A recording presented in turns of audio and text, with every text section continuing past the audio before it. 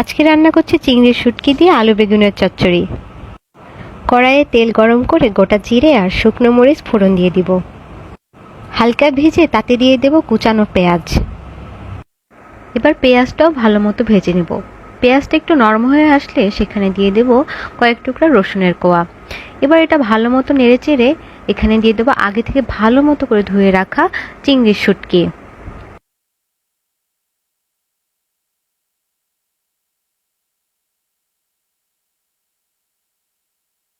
দিয়ে দেব লবণ, মরিচের গুঁড়া আর অল্প হলুদ গুঁড়া। জিরার গুঁড়া আপনারা চাইলে দিতেও পারেন, নাও দিতে পারেন। গুঁড়া মশলা সমেত পেঁয়াজ রসুন ভালো মতো ভেজে নিব। মশলাটা ভালো মতো মজে আসলে দিয়ে দেব কেটে রাখা আলু। আলু দিয়ে 2 মিনিট ভালো মতো ভেজে নেব। এবার দেব কেটে রাখা বেগুন। ভালো মতো নেড়েচেড়ে হালকা পানি দিয়ে ঢেকে ঢেকে সিদ্ধ হতে দেব।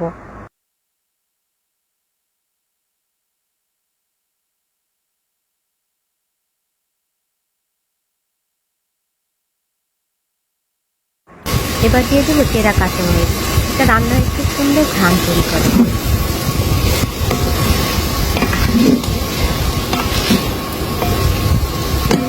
আলু বেগুন সেদ্ধ হয়ে গেলে উপর থেকে ছিটিয়ে দেব কিছু কাটা ধনেপাতা। ধনেপাতা দিলে রান্নায় একটা আলাদাই স্বাদ হয়।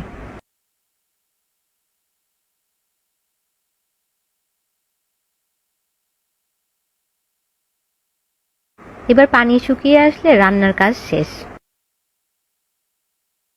চিংড়ির শুটকি খেতে কে কে পছন্দ করেন কমেন্টে জানাতে ভুলবেন না কিন্তু।